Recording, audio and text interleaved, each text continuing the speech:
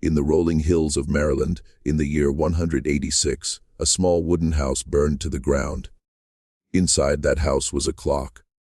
Not just any clock. This was a clock built entirely from wood, crafted by hand society insisted could never create such a thing. The man who built it was black. His name was Benjamin Banneker, and by the time the flames consumed all he owned, he had already achieved something that would haunt America for centuries. He had proven, beyond any doubt, that the very foundation of racism was a lie. But let us go back. Let us go back to a time when the air carried the scent of tobacco fields, and the sound of chains echoed across the American landscape. Let us go back to Maryland in the year 1731, when a child was born who would one day challenge the most powerful men in the nation. Like a silver snake, the Patapsco River wound through the Maryland countryside. Tobacco plantations stretched along its banks as far as the eye could see. Enslaved Africans worked those fields from sunrise to sunset, their backs bent under a brutal system's weight. This was the world into which Benjamin Banneker was born. But the path this world had designed for people who looked like him would not be his story's path. Benjamin's grandmother was a woman named Molly Welsh. She had come to America, not by choice, but as an indentured servant from England. The story goes that she was a dairymaid accused of stealing milk. The truth was a cow had kicked over the pail, but no one believed her. She was convicted and given a choice: death or 7 years of servitude in the American colonies. She chose to live. Sometime around 1690, Molly arrived in Maryland. She was young, alone, and far from everything she had ever known. For 7 years, she worked on a tobacco plantation, enduring conditions harsh beyond description. But Molly was not a woman who broke easily. When her servitude ended, she had saved enough to buy a small piece of land. And then she did something that shocked everyone around her. To help her work the farm, she purchased 2 enslaved African men. One of these men was different. His name was Banka, and he claimed to be the son of an African chief. Whether this was true, no one can say for certain. What is certain is that Molly saw something in him others did not. She freed both men, and then, in an act illegal in the colony of Maryland, she married Banka. This was no small thing. In 1700, Maryland had strict laws against interracial marriage. A white woman who married a black man could be enslaved. Their children could be taken and sold. Molly knew all of this. She married him anyway. From this union came a daughter named Mary, and Mary, following her mother's footsteps, married a freed slave named Robert. Their son, born on November 9, 1731, was Benjamin Banneker. In his veins flowed the blood of Africa and England, of slavery and freedom, of defiance and survival. He was born free in a land where most people who looked like him were property. The farm where Benjamin grew up sat on 100 acres in Baltimore County. It was called Stout, and it would remain in the Banka family for generations. The land was good, the soil rich. Tobacco grew well there, and later the family switched to other crops. From an early age, Benjamin learned to work the land. He learned to read the sky, to predict the weather, to understand nature's rhythms. But something else was growing inside him, something the tobacco fields could not contain. Benjamin was curious, not just a little curious, but consumed by a burning need to understand how things worked. As a child, his grandmother taught him to read using the Bible as a textbook. This was remarkable in itself. Most black children in colonial Maryland, free or enslaved, had no access to education whatsoever. The slaveholding class understood knowledge was power, and they did everything possible to keep that power for themselves. But Molly Welsh was not most people. She had survived accusation, trial, exile, and servitude. She had built a farm from nothing and married a man despite the laws forbidding it. Teaching her grandson to read was simply another act of rebellion in a life defined by rebellion. Like a man dying of thirst takes to water, Benjamin took to reading. He read everything he could find: the Bible, almanacs, newspapers, whatever came his way. And as he read, his mind expanded in ways no one around him could have predicted. When Benjamin was a young man, perhaps around 20, something happened that would change his life forever. A traveling merchant passed through the area, and Benjamin had the chance to examine something he had never seen up close before. It was a pocket watch. Now, you must understand what a pocket watch meant in the 1750s. This was no simple device. This was a marvel of engineering, a miniature universe of gears and springs, and precisely calibrated movements.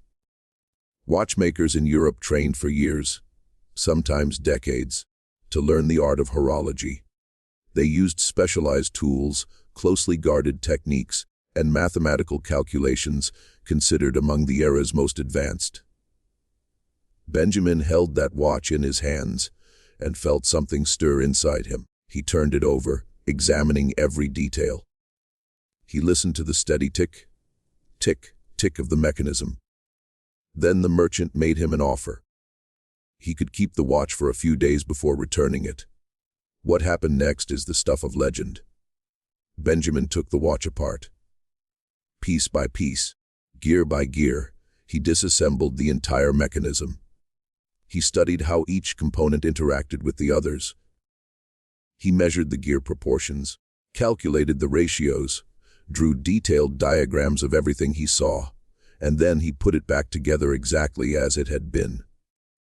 But he was not finished. Benjamin decided he would build his own clock. Not a pocket watch, but a full-sized striking clock. And he would build it entirely from wood. Let that sink in for a moment. A man with no formal education in mathematics or engineering, living on a tobacco farm in colonial Maryland, with no access to the tools or materials of professional clockmakers, decided to build a working clock from scratch. And not just any clock, but a clock that would strike the hours. A clock with hundreds of moving parts, each one carved by hand from wood. The professional clockmakers of the era would have laughed. They would have said it was impossible.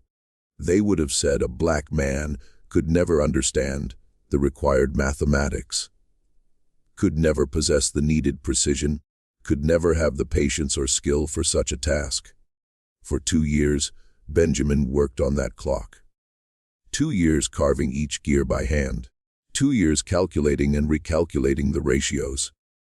2 years of trial and error, of failures and adjustments, of starting over when something did not work. He had no teacher, no manual, no guide. He had only his own mind and his own hands. When he finished, the clock worked perfectly. It stood about 6 feet tall with a wooden case and a face that displayed the hours. Every hour on the hour, it struck the time, and it would continue to work without significant repair for more than 50 years. Through Baltimore County, word of the clock spread like wildfire. People came from miles around to see it, to hear it strike, to marvel at what this black man had created. Some came from genuine curiosity and admiration. Others came because they simply could not believe it. They expected to find some trick, some deception. What they found instead was undeniable proof that everything they believed about race and intelligence was wrong. But if Benjamin thought his clock would change how people saw him, he was mistaken. Yes, he gained a certain local fame. Yes, people spoke of the remarkable Negro who built a clock, but the system surrounding him did not change. The plantations still stretched across the landscape. The enslaved still worked the fields. The law still declared black people inferior, property, less than human. Benjamin returned to his farm. He worked the land. He watched the stars at night and wondered about the universe. And he waited, though he did not know what he was waiting for. Slowly, the years passed on the stout farm. Benjamin's parents grew old and died. His sisters married and moved away. Benjamin remained on the land, working it alone, living a quiet life that gave no hint of the extraordinary things to come. He never married. Some historians have wondered why. Was it by choice? Was the pool of potential partners so limited for a free black man in colonial Maryland? Was there someone he loved but could not be with? We do not know. The records are silent, and Benjamin himself left no explanation. What we do know is that Benjamin was never idle. When not working the fields, he was reading, studying, calculating. He became known in the area as a man of unusual intelligence, someone who could solve mathematical puzzles that stumped others.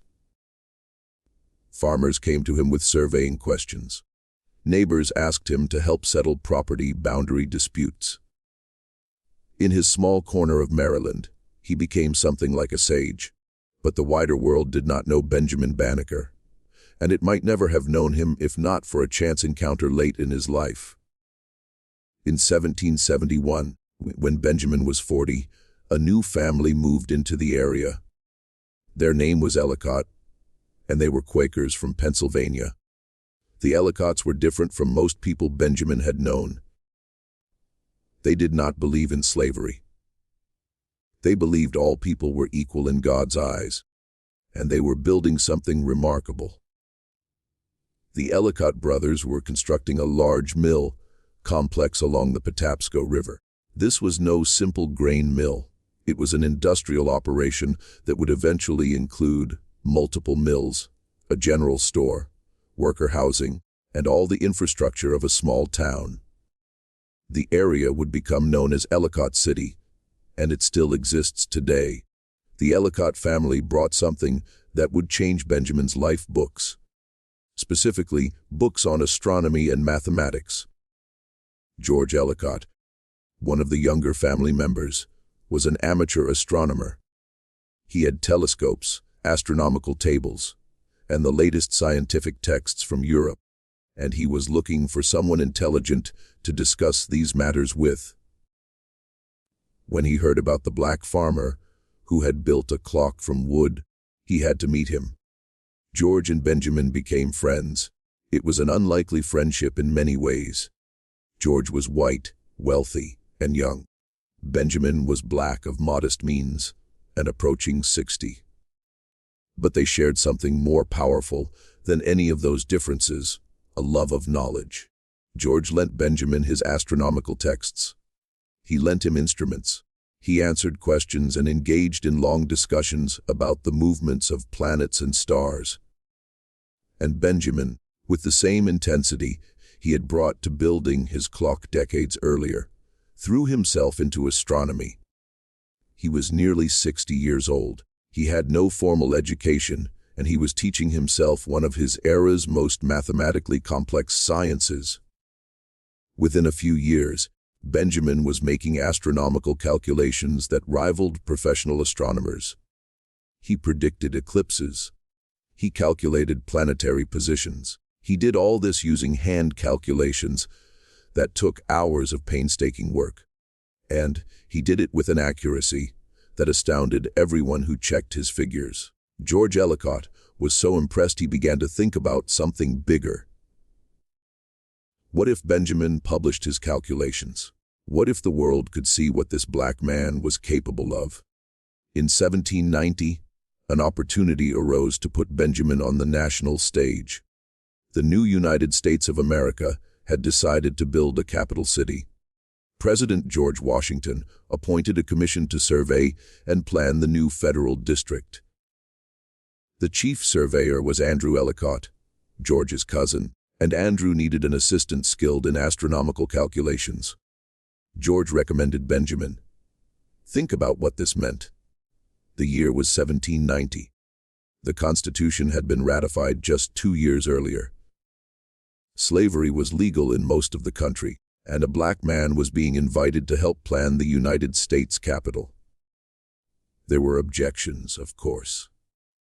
People said it was inappropriate, questioned whether a Negro could handle such important work. But Andrew Ellicott had seen Benjamin's calculations. He knew his capability, and he insisted. In February of 1791, Benjamin Banneker arrived in the Federal District. He was 59 years old. He had never traveled far from his farm, and now he stood on the land that would become Washington, D.C. His job was to assist with the astronomical observations essential for accurate surveying. Every clear night, Benjamin would set up the astronomical clock and the zenith sector. He would record the exact star positions at precise moments. These observations would establish the new capital's exact boundaries. It was demanding work. Observations had to be made at night, often in freezing temperatures. The calculations had to be perfect. A small error could throw off the entire survey. For several months, Benjamin worked alongside Andrew Ellicott, contributing to one of the young nation's most important projects. Then, according to tradition, something dramatic happened. The French architect Pierre L'Enfant had been hired to design the new capital's layout. He was brilliant but difficult. He clashed with the commissioners, ignored their instructions, and made himself impossible to work with. In 1792, he was dismissed from the project. When L'Enfant left, he took his plans. All of them. The detailed layouts, the street grids, the major building locations. Everything he had created was gone. This could have been a disaster.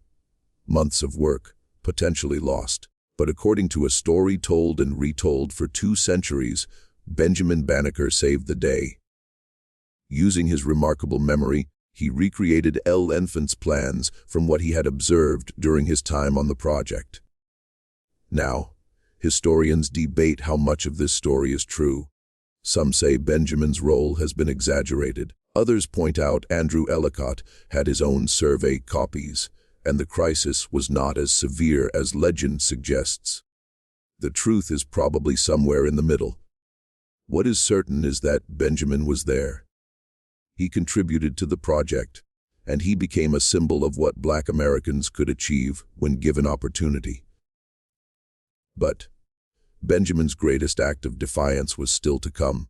Upon returning to his farm, Benjamin threw himself into a new project. He would create an almanac. Almanacs were essential publications in colonial and early America. They contained astronomical data, weather predictions, tide tables, and all sorts of practical information farmers and sailors relied upon. Benjamin Franklin's of Poor Richard's Almanac was famous, but there were many others. No black person had ever published an almanac. No black person had ever been taken seriously as a scientist in America. Benjamin intended to change that. Through 1790, he worked calculating every piece of astronomical data by hand. He predicted eclipses for the coming year. He created tide tables. He checked and rechecked his figures until certain of their accuracy. Then he did something requiring remarkable courage. He sent a copy of his almanac to Thomas Jefferson. Thomas Jefferson was the Secretary of State.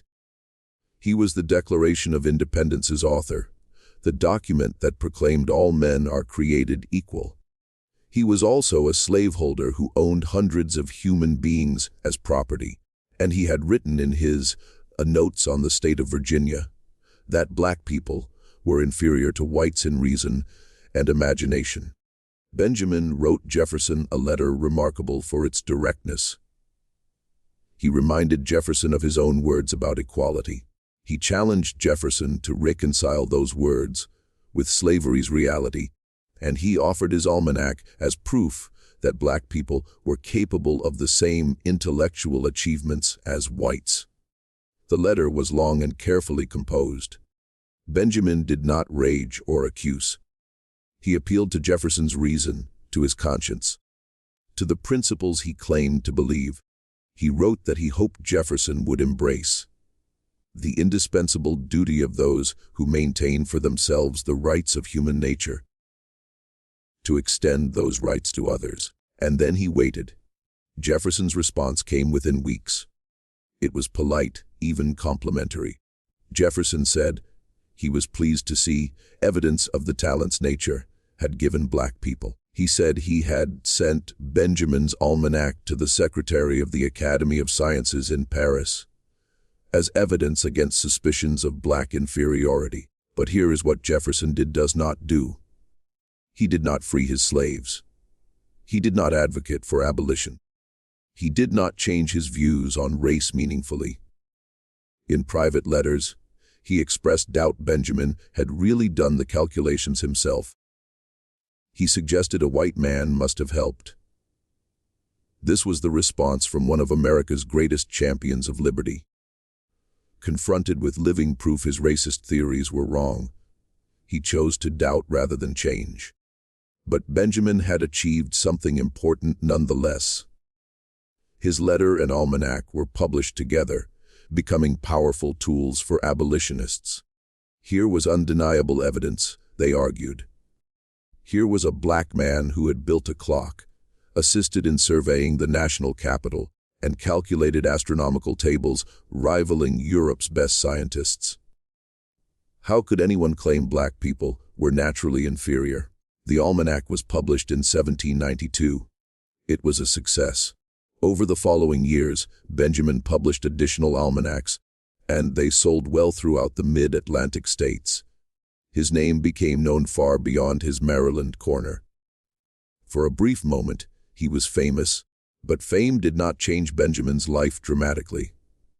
He remained on his farm, living alone, working his land, and continuing his studies. He corresponded with other scientists and thinkers. He wrote essays on various subjects, including a proposal for establishing lasting peace among nations. He was in his 60s now, and his health was beginning to fail. The years between 1792 and 1800 were strange for Benjamin. He had achieved more recognition than any black American of his era. He had challenged the nation's most powerful men and forced them to confront their hypocrisy. But he still lived in a society treating people like him as less than human. He watched slavery expand. He watched the revolution's ideals betrayed, the chains tightening around millions of his brothers and sisters. What did he think during those long nights watching the stars? Did he hope for change? Did he despair his achievements would be forgotten? Did he feel the weight of representing his entire race, of being held up as an example, knowing any failure would justify millions' oppression? We cannot know. Benjamin Banneker left no detailed account of his inner life. What he left was his work, the clock, the almanac, the letter to Jefferson. These were his answers to a world trying to deny his humanity. As the new century began, Benjamin grew older and weaker. He sold parts of his farm to the Ellicotts, keeping only enough to support himself.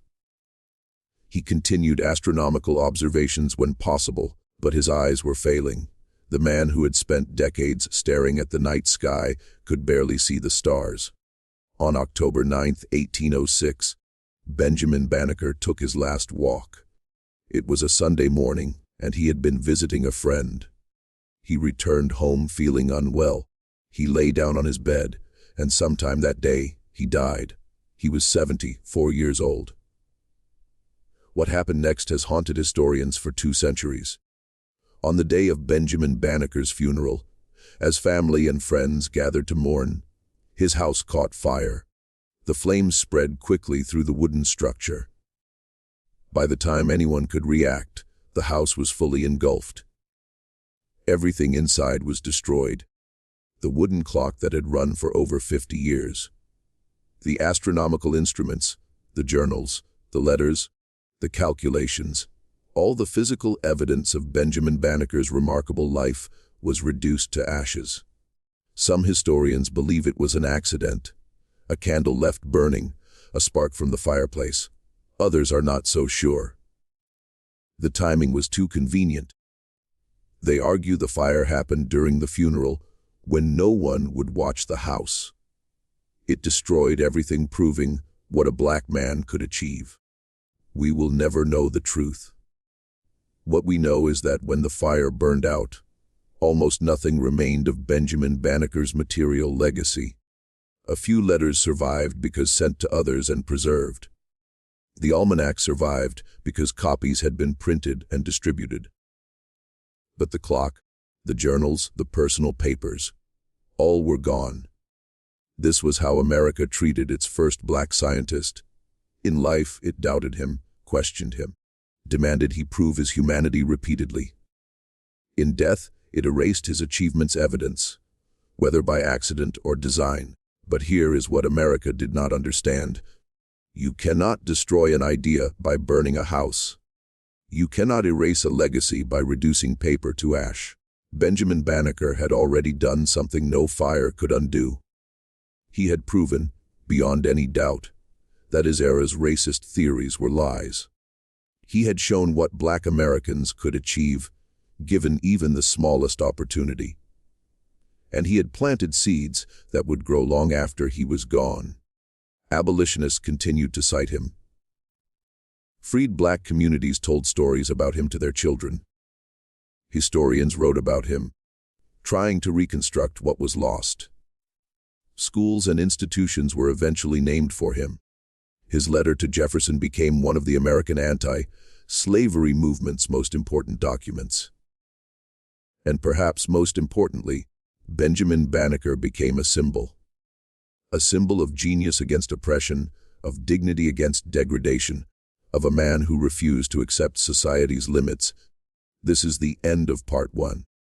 The story continues with more details about Benjamin's relationship with the Ellicott family, his scientific work, and his legacy's lasting impact on American history. The ashes of Benjamin Banneker's house were still warm when the questions began. Who was this man, really? What had he truly accomplished? And why did it matter? To understand the full weight of Benjamin Banneker's legacy, we must understand the world that tried to crush him.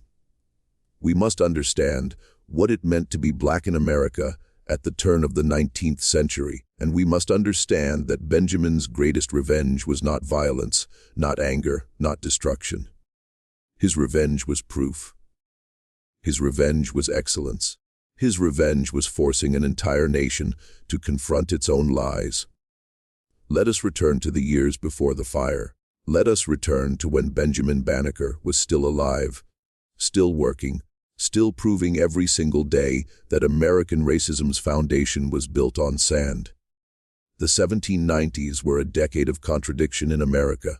The Revolution had ended. The Constitution had been ratified. The new nation spoke constantly of liberty, of equality, of the rights of man.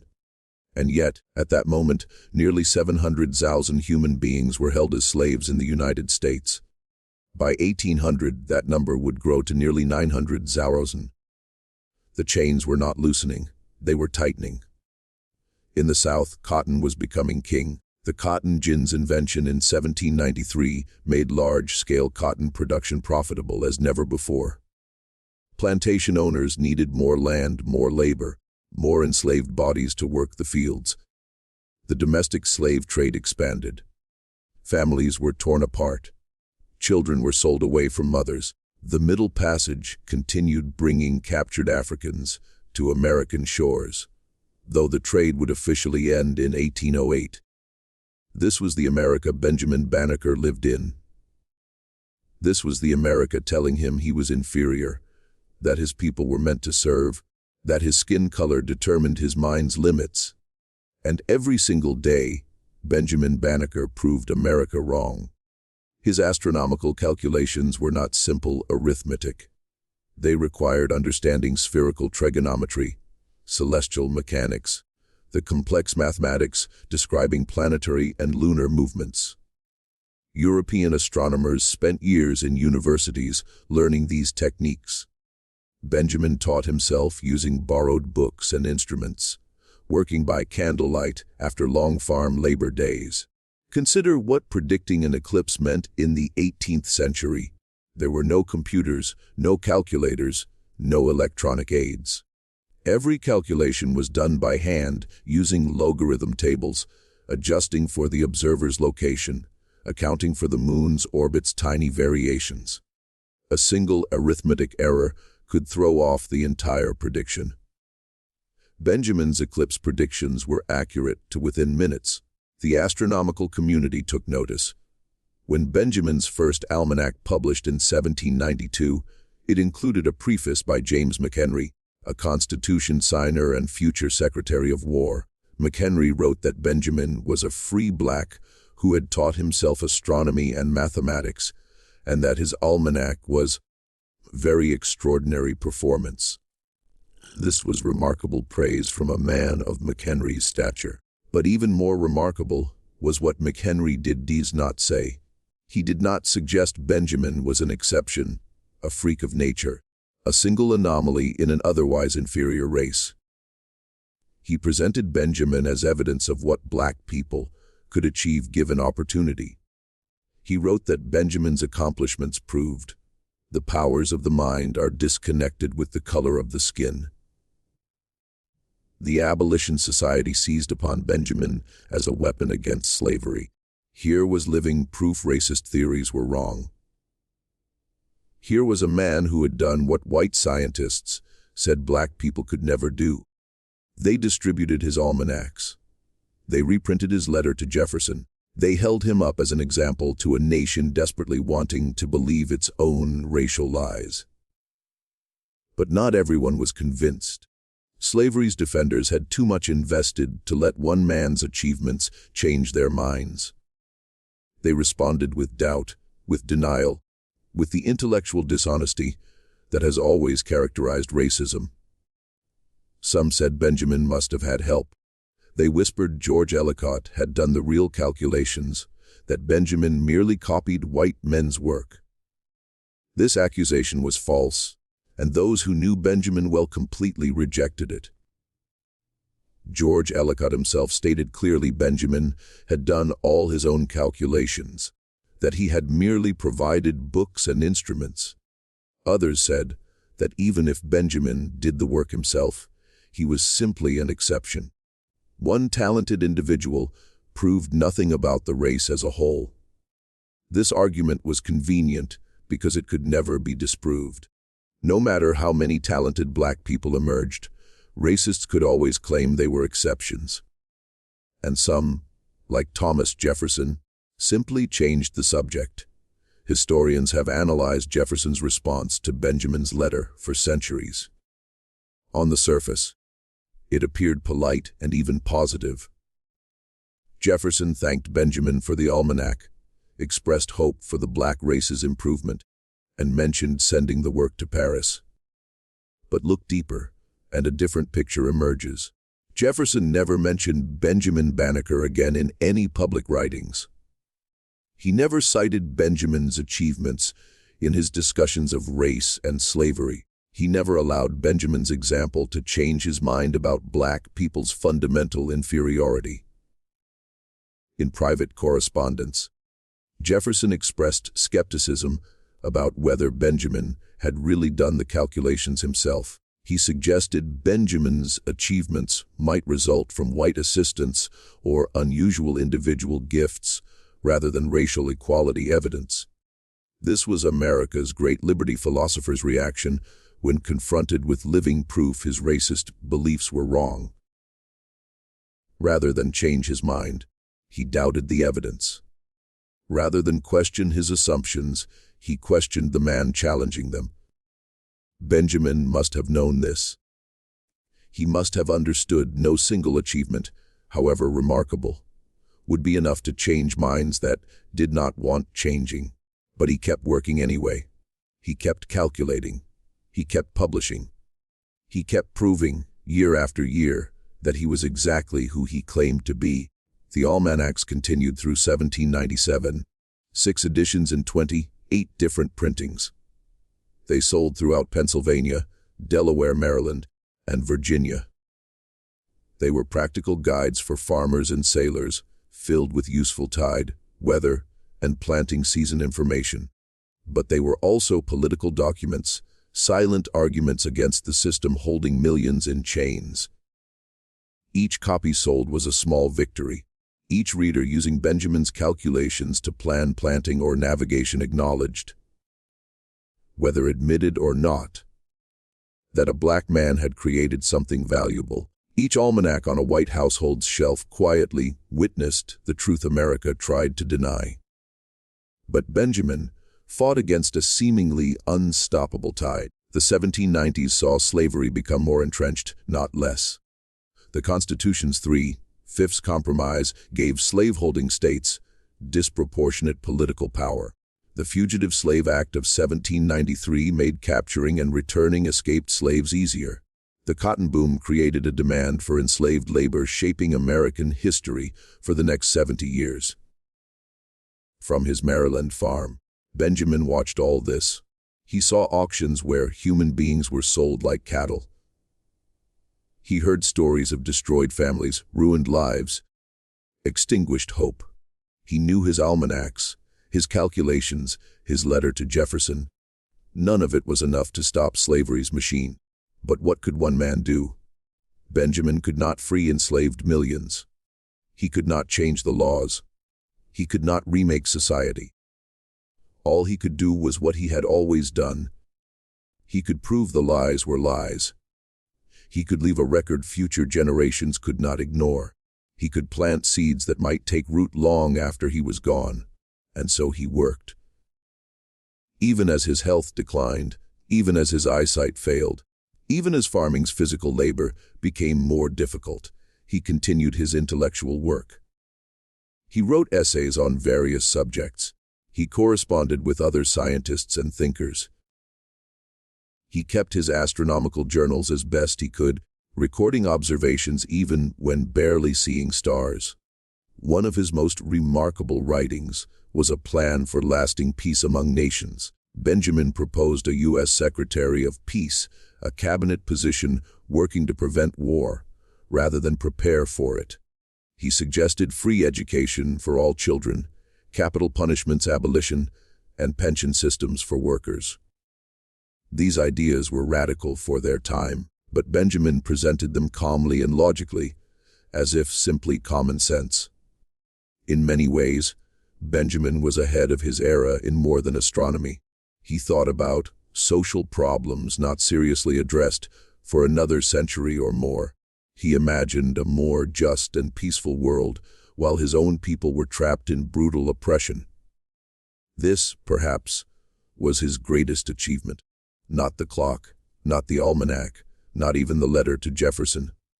Benjamin's greatest achievement was maintaining his humanity, his dignity, and his vision of a better world in circumstances designed to crush all three.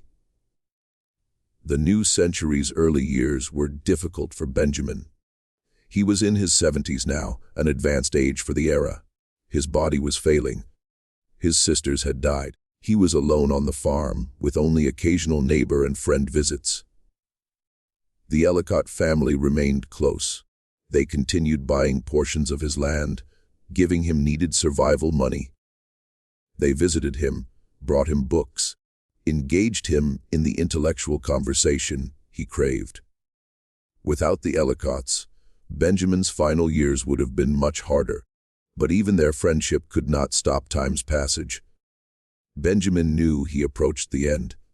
He began putting his affairs in order. He wrote a will, leaving belongings to his sister's descendants. He gave his astronomical instruments and remaining journal to George Ellicott, hoping they would be preserved. Then came that October day in 1806. Benjamin woke that Sunday morning feeling unwell.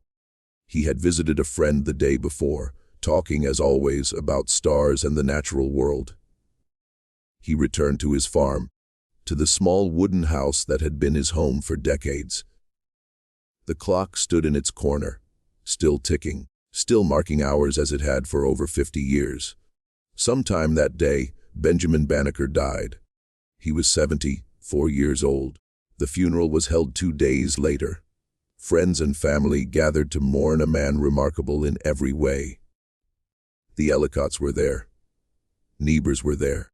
People who had known Benjamin for decades came to pay respects. And then the house began to burn. No one knows exactly how the fire started. The timing has led many to suspect arson.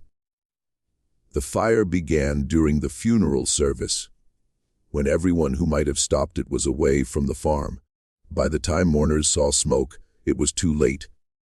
The flames consumed everything.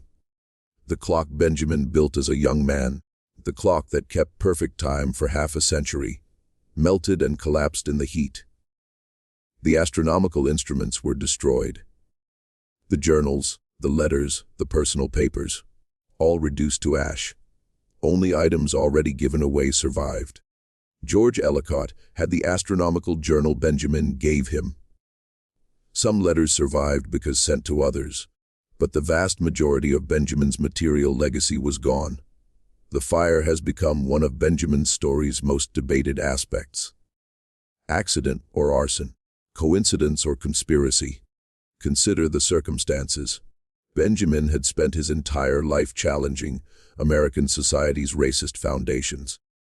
He had embarrassed powerful men. Abolitionists had used him as a weapon against the slaveholding class, and all his achievements' physical evidence was conveniently destroyed on his funeral day. We will never know the truth. The records do not tell us, but we can say this much with certainty. Whether deliberately set or not, the fire's effect was erasing the physical proof of Benjamin Banneker's achievements. It was, in a sense, racist society's final attempt to deny a black genius's existence. But here is what the fire could not destroy. The fire could not destroy the almanacs already printed and distributed throughout the mid-Atlantic states. Copies survived in libraries, private collections, abolitionists' hands treasuring them as evidence of black American achievement. The fire could not destroy the letter to Thomas Jefferson, published with Jefferson's response.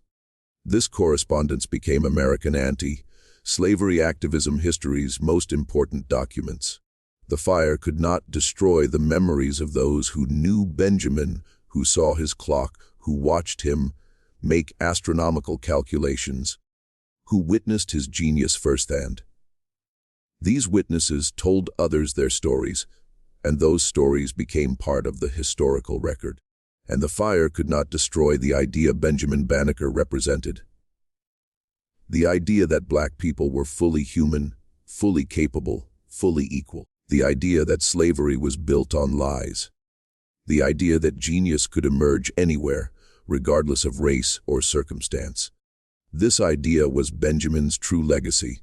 Not a clock, not an almanac, not a letter, an idea. And ideas, unlike clocks and papers, cannot be burned. In the decades after Benjamin's death, his story took on a life of its own. Abolitionists continued citing him as evidence against racist theories. Black communities told stories about him, holding him up as pride and inspiration. His name became synonymous with black achievement against oppression. When Frederick Douglass, the great abolitionist and orator, spoke about black Americans' intellectual capabilities, he mentioned Benjamin Banneker. When black school teachers wanted to inspire students, they told the story of the man who built a clock from wood. When activists challenged scientific racism's lies, they pointed to Benjamin as proof those lies were false. The Civil War came and went. Slavery was abolished. Reconstruction brought hope. Then the Jim Crow era brought new oppression forms. Through it all, Benjamin Banneker's story survived. Passed down through generations, told and retold, it became part of Black America's collective memory. In the 20th century, Benjamin finally received some deserved recognition. Schools were named for him. A Washington, D.C. memorial circle was built honoring his Capitol Survey contribution. Postage stamps bore his image. History textbooks included his story, though often shortened and simplified. But even these honors came with irony. The same country denying his humanity, doubting his achievements, possibly burning his house to destroy his legacy, now celebrated him as an American hero. The same society built on enslaved Africans' backs now pointed to Benjamin Banneker as diversity and tolerance evidence. Benjamin would probably have appreciated the irony. He was a man who understood America's contradictions better than most. He had lived those contradictions every day. What lessons can we draw from Benjamin Banneker's story today? The first lesson is about racism's nature. Racism is not just prejudice or hatred. Racism is a power system using lies for justification. Slaveholders did not simply dislike black people. They built an entire intellectual framework arguing black people were inferior, meant to serve, that slavery was good for them. Benjamin Banneker's existence directly repudiated those lies. And the racist system's response was not admitting wrong, but denying and erasing evidence. This pattern continues today. When evidence contradicts racist beliefs, holders do not simply change minds. They deny evidence. They question the source. They claim exceptions prove the rule. They do anything except confront their worldview's possible falsehood. The second lesson is about individual achievement's power. Benjamin Banneker could not single-handedly end slavery. He could not change laws or remake society, but he could demonstrate through his work that racist theories were wrong. He could create evidence future generations could not ignore. He could inspire others to believe in their capabilities. This is not saying individual achievement is enough. Oppression systems must be challenged collectively through organizing, activism, and political change. But individual examples matter too. They create cracks in the wall of lies. They give hope to the oppressed. They make oppressors' superiority fiction harder to maintain. The third lesson is about justice's long arc. Benjamin Banneker did not live to see slavery's end. He died 60 years before the Emancipation Proclamation, 70 years before the 13th Amendment. Most of his life's work seemed to have failed. Slavery was expanding when he died, not contracting. The racist theories he challenged gained strength, not lost it. But his planted seeds grew. The evidence he created was used by abolitionists for decades after his death.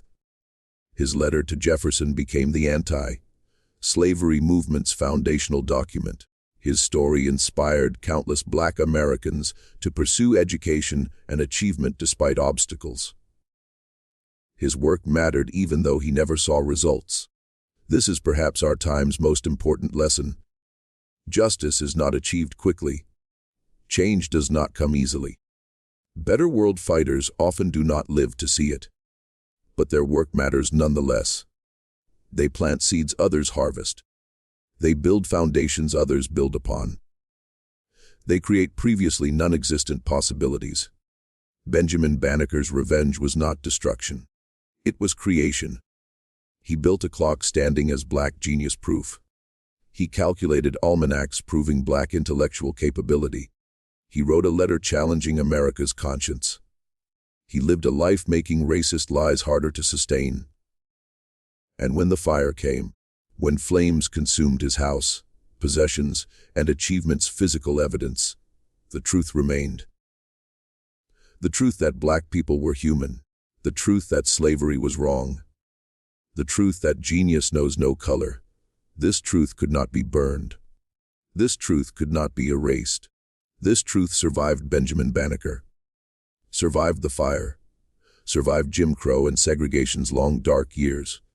This truth still challenges us today, still demanding we build a society worthy of our acclaimed ideals. Benjamin Banneker died alone on an October Sunday in 1806. His house burned. His clock was destroyed. His papers were lost. But his story survived. And as long as that story is told, as long as people remember the man who built a clock from wood and challenged a nation's conscience, Benjamin Banneker will continue having his revenge. Not violence revenge, not hatred revenge, truth revenge. And truth, unlike wooden clocks and paper almanacs, can never be destroyed.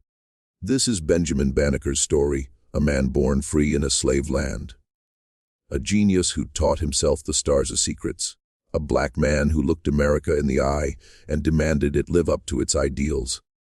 He did not live to see those ideals fulfilled. In many ways, We still have not fulfilled them. But he showed us what was possible. He proved the lies were lies. He gave us evidence we cannot ignore. And that, in the end, is the greatest revenge of all.